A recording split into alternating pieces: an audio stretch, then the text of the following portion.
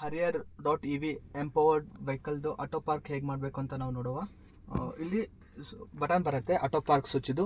ಇಲ್ಲಿ ಪ್ರೆಸ್ ಮಾಡಿದ ತಕ್ಷಣ ಈ ಥರ ಒಂದು ಫಂಕ್ಷನ್ ಬರುತ್ತೆ. ಸೊ ಇಲ್ಲಿ ಏನು ಕಾಣ್ತಾ ಇದಲ್ಲ ನಮ್ಮದು, ಈ ಏರಿಯಾದಲ್ಲಿ ನಾವು ಎಲ್ಲಿ ಬೇಕಾದಲ್ಲಿ ನಾವು ಪಾರ್ಕ್ ಮಾಡ್ಬೋದು. ಈಗ ನೆಕ್ಸ್ಟ್ ಏನು ಮಾಡಬೇಕು, ಇಲ್ಲ ಪೇರ್ ಅಂತ ಇರುತ್ತೆ, ಅದ್ರ ಮೇಲೆ ಕ್ಲಿಕ್ ಮಾಡಿದ ತಕ್ಷಣ ಈ ಥರ ಒಂದು ಮೆಸೇಜ್ ಬರುತ್ತೆ. ಅದನ್ನು ಓಕೆ ಕೊಟ್ಟು ನಾವು ಫಿಸಿಕಲಿ ಎಲ್ಲಿ ಬೇಕೋ ಅಲ್ಲಿ ಟಚ್ ಮಾಡಬೇಕು. ಫಾರ್ ಎಕ್ಸಾಂಪಲ್ ಇವಾಗ ನಾನು ಇಲ್ಲಿ ಮಾಡ್ತಾ ಇದ್ದೀನಿ.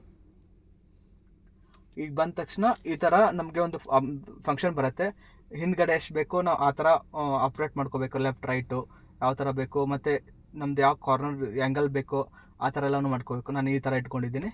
ಇದು ಇಟ್ಕೊಂಡ ತಕ್ಷಣ ಜಸ್ಟ್ ಒಂದು ಕ್ಲಿಕ್ ಕೊಟ್ಟರೆ ಈ ಥರ ಆಪ್ಷನ್ಸ್ ಕೊಡುತ್ತೆ. ಆಟೋ ಪಾರ್ಕಲ್ಲಿ 2 ಥರ ಪೊಸಿಷನ್ ಬರುತ್ತೆ, ಒಂದು ಇನ್ಸೈಡ್ ದ ವೆಹಿಕಲ್, ಒಂದು ಔಟ್ಸೈಡ್ ದ ವೆಹಿಕಲ್. ಸೊ ನಾವು ಎರಡೂ ಫಂಕ್ಷನ್ ಚೆಕ್ ಮಾಡುವ. ಒಂದು ಆಟೋ ಪಾರ್ಕ್ನ ಫಸ್ಟ್ ಮಾಡುವ. ಇವಾಗ ಏನು ಮಾಡಬೇಕು, ಸ್ಟೇರಿಂಗು ಮತ್ತು ಬ್ರೇಕ್ ಪ್ಯಾಡಲಲ್ಲಿ ಕೈ ತೆಗೆದುಬಿಟ್ರೆ ವೆಹಿಕಲ್ ತಂತಾನೆ ಮೂವ್ ಆಗಕ್ಕೆ ಸ್ಟಾರ್ಟ್ ಮಾಡುತ್ತೆ. ನೋಡ್ಬೋದು, ನಾನು ಯಾವುದೇ ಥರದ್ದು ಬ್ರೇಕ್ ಪ್ರೆಸ್ ಮಾಡಿಲ್ಲ, ಎಕ್ಸಿಲೇಟರ್ ಪ್ಯಾಡಲ್ನೂ ಪ್ರೆಸ್ ಮಾಡಿಲ್ಲ, ಮತ್ತು ವೀಲ್ ಮೇಲೇನೂ ಸ್ಟೇರಿಂಗ್ ವೀಲ್ ಮೇಲೂ ಕೈ ಇಲ್ಲ ನಂದು. ಸೊ ನಮ್ದು ಯಾವ ಆ್ಯಂಗಲ್ ಇದೆಯಲ್ಲ ಆ ಥರ ಹೋಗುತ್ತೆ. ಸೊ ಇದು ಫಾರ್ವರ್ಡು ಗ್ರೀನಲ್ಲಿ ಕಂಪ್ಲೀಟ್ ಆದ ತಕ್ಷಣ ವ್ಯೂ ಬರುತ್ತೆ.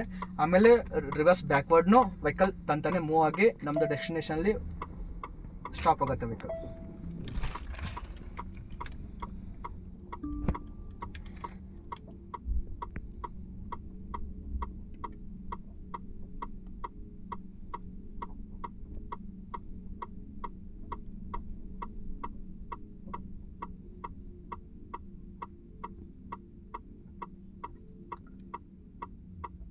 ಸೊ ನಮ್ಮದು ಆಟೋ ಪಾರ್ಕ್ ಪಾಯಿಂಟಲ್ಲಿ ಆಟೋಮೆಟಿಕ್ ವೆಹಿಕಲ್ ಬಂದು ತಂತಾನೆ ಬ್ರೇಕ್ ಅಪ್ಲೈ ಮಾಡ್ಕೊಂಬಿಡುತ್ತೆ.